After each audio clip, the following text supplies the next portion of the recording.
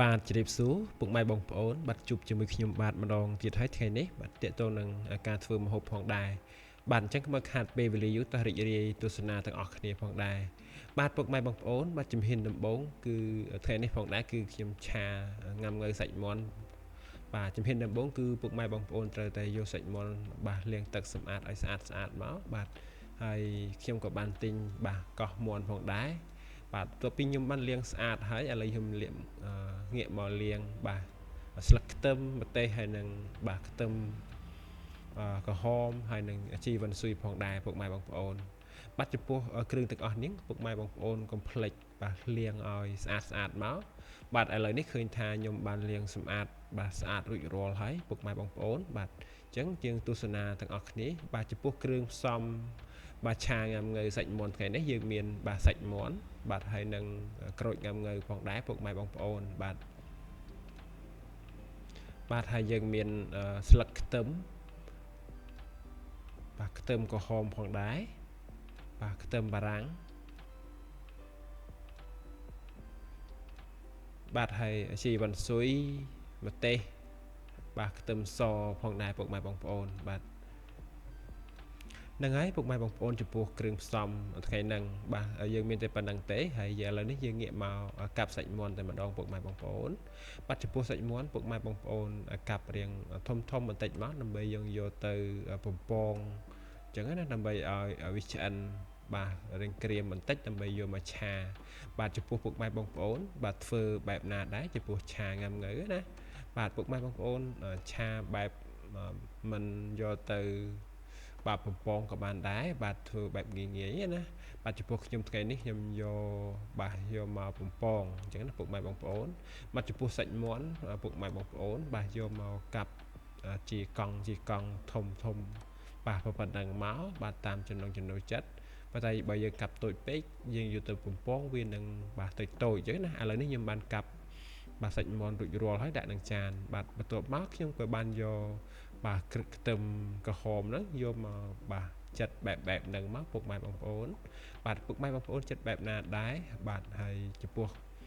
បាទសិតតែគ្រឿងដែលយើងត្រូវឆាមានខ្ទឹមក្រហមមានខ្ទឹមសគឺយើងបាទធ្វើឲ្យស្អាតមកយើងបាទហើយនឹងខ្ទឹមស្លឹកហ្នឹងបាទដើមខ្ទឹមហ្នឹងយើងកាត់ជាបាទចិនបាទមកល្មមដើម្បីទុកបង់នៅពេលដែលឆាង៉ាំង៉ូវយើងឆ្អិនណាពុកម៉ែបងប្អូន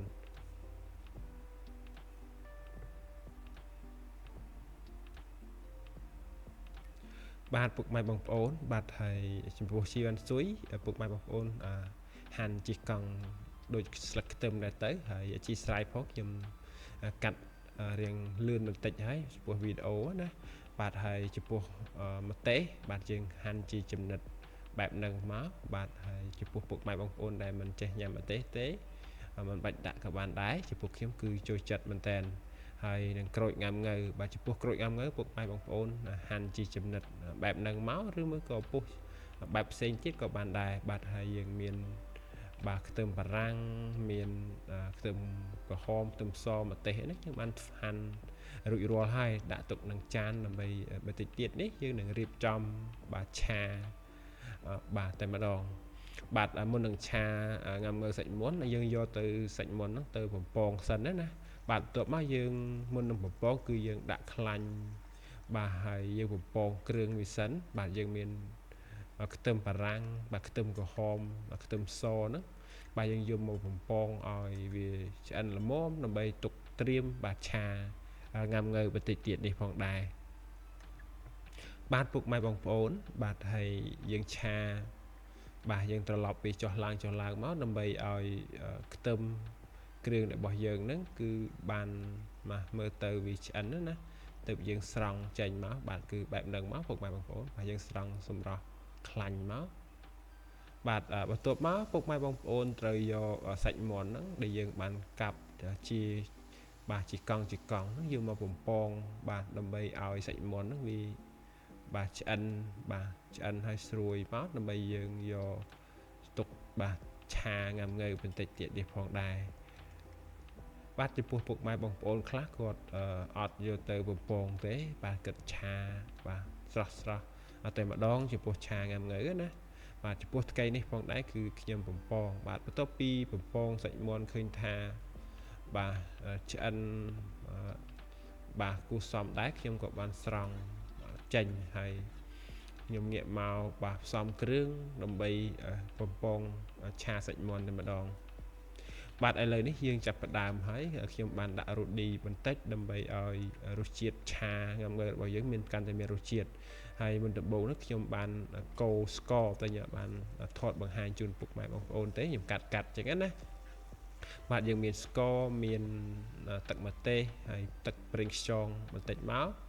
បាទហើយនឹងរ៉ូឌីដូចខ្ញុំបានដាក់មិញហ្នឹងពុកម៉ែបងប្អូនបាទយើងត្រឡប់ឲ្យសព្វមកបន្ទាប់មកយើងក៏បានដាក់សាច់មាន់ដែលយើងបានបំពងហ្នឹងបាទដាក់ចូលទៅម្ដងបាទហើយនឹងគ្រឿងក្នុងផងដែរបាទគ្រឿងក្នុងមាន់ណាបាទដែលយើងបំពងវាឆ្អិនបាទយើងយកមកឆាត្រឡប់ចុះឡើងមកដើម្បីឲ្យគ្រឿងដែលយើងបានលាយដំបូងហ្នឹងបាទវាសព្វបាទសព្វគ្រឿងណាជាមួយចូលជាតិជាមួយសាច់មាន់បាទបន្ទាប់មកបាទហើយឃើញថាសាច់មាន់វាសព្វនឹងគ្រឿងហើយខ្ញុំក៏បានដាក់បាទខ្ទឹម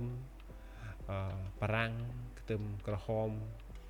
បាទហើយនឹងខ្ទឹមសហ្នឹងចូលតែម្ដងពុកម៉ែបងប្អូនដើម្បីបាទឆាត្រឡប់គ្នាអញ្ចឹងណា